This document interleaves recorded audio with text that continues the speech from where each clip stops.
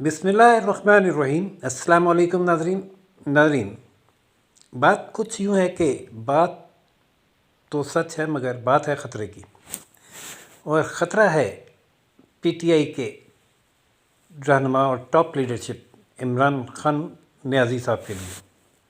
किस्सा कुछ यूँ है कि अरशद शरीफ शहीद के कत्ल का खुरा पीटीआई के 2 रहनुमाओं से होता हुआ सीधा इमरान खान तक पहुंचने का इम्कान है, बल्कि इम्कान ही नहीं, यकीनी तौर पर वहां तक पहुंच रहा है। जो बयानात अरशद शरीफ के कत्ल के फ़ौरन बाद सामने आए और एक टीम, तहकीकाती कमीशन की टीम जो कीनिया गई, वो वहाँ से तहकीकात करके जो रिपोर्ट सामने लाई, उसके तनाजुर में एफआईए की कमेटी ने पीटीआई के 2 रहनुमाओं फैसल वाडा और मुराद सईद को तलबी के नोटिस जारी कर दिए हैं। यहाँ ये बात काबिल ज़िक्र है कि फैसल वाडा को पीटीआई पहले ही पार्टी रुकनियत से बरतरफ कर चुकी है, और उन्हें बरतरफ करने की वजह उनकी वो न्यूज़ कॉन्फ्रेंस बनी जिसमें उन्होंने ये इंकशाफ किया था, जो बाद में साबित भी हुआ कि लॉन्ग मार्च खूनी होगा और लाशें उठेंगी। लॉन्ग मार्च अभी इस्लामाबाद नहीं पहुंचा है और शायद जेलम से भी पीछे है, लेकिन 5 लाशें तो उठ चुकी हैं। इसके अलावा फायरिंग में पीटीआई के अपने दावे के मुताबिक 13 अफराद ज़ख्मी भी हुए, बशमूल इमरान अहमद नियाज़ी, जिनकी वीडियो में दिखाई गई एक फुटेज के मुताबिक एक टांग में 3 ज़ख्म है।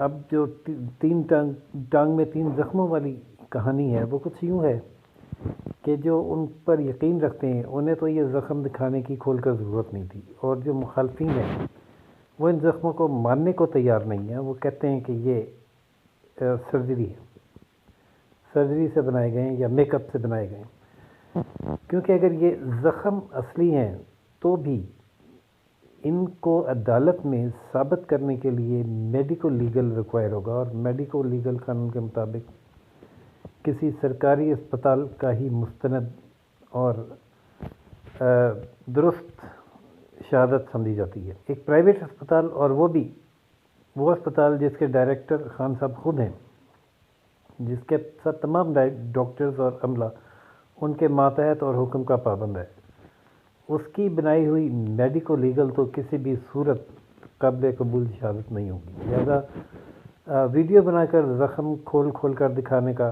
बिल्कुल कतन कोई ना तो फ़ायदा है ना इसका कोई इम्पेक्ट होगा। अच्छा, खैर, बात हो रही थी, दूसरी जानिब निकल गई कि खुरा इमरान खान साहब की तरफ जा रहा है, और वो इस तरह से जा रहा है कि अरशद शरीफ के कत्ल के फ़ौरन बाद जो हक़ाइक़ सामने, उसमें एक तो इमरान खान साहब का अपना बयान था कि मैंने अरशद शरीफ को मुल्क से बाहर जाने का मशवरा दिया।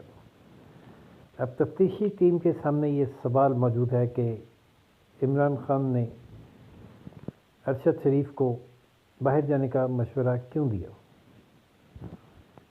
अगर उसका जवाब ये है कि सीएम केपीके ने थ्रेट अलर्ट जारी किया था, तो वो भी कानून की नज़र में गलत इक़दाम था कि सीएम केपीके थ्रेट अलर्ट जारी करे।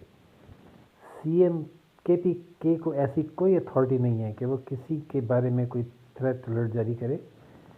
अलबत्ता उनके पास अगर उनके ज़राए से कोई इंफॉर्मेशन है तो वो उससे मुतल्लिका अदारे को, खुफिया एजेंसीज़ को और वफाकी हुकूमत को आगाह करते हैं।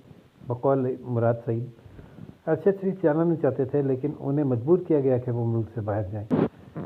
तो अब ये जो तफ्तीश है, तो इन सवालात का जवाब तो मांगेगी। उसके लिए पहले मरहले में तलब किया गया है फैसल वाडा को और मुराद सईद साहब को, उनसे तफ्तीश की जाएगी। फिर उसकी रोशनी में तलबी का नोटिस भेजा जाएगा इमरान अहमद खान नियाज़ी को, और उनसे पूछा जाएगा कि उन्होंने अरशद शरीफ को बाहर भेजने का मशवरा उन्हें क्यों दिया।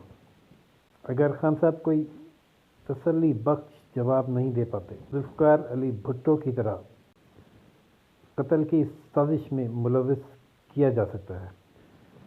لیکن دوسری جانب سپریم کورٹ کے چیف جسٹس عمر عطا بندیال صاحب یہ اعلان کر چکے ہیں کہ وہ ارشد شریف کیس کی تحقیقات کریں گے اور اس کا نوٹس لیں گے۔ اس کے لیے حکومت نے بھی چیف جسٹس سے کہا ہے کہ وہ ایک کمیشن بنائے، اور ارشد شریف کی والدہ نے بھی چیف جسٹس کو یہ خط لکھا ہے کہ انڈیپینڈنٹ کمیشن ہونا چاہیے۔ چیف جسٹس جن کا اب تک کوئی بھی فیصلہ کسی بھی صورتحال میں عمران خان کے خلاف نہیں آیا، ان کا یہ کہنا ہے کہ وہ اس معاملے کی تحقیقات کریں گے۔ دیکھتے ہیں کہ کمیٹی جو ہے وہ اپنی تفتیش میں عمران خان صاحب کو اس جرم میں ملوث قرار دے پاتی ہے یا نہیں، اور کیا چیف جسٹس صاحب عمران خان صاحب کو اس تمام معاملے سے مکھن کے بال کی طرح نکال کر لے جاتے ہیں، یا شفاف تحقیقات کوئی اور ہی رخ اختیار کرتی ہیں۔ جو بھی صورتحال ہوئی ناظرین، اس سے بھی آپ کو بریکنگ سٹوری کے طور پر آگاہ کریں گے۔ اب تک کے لیے اتنا ہی، اجازت دیجیے راشد حبیب کو۔ اللہ حافظ۔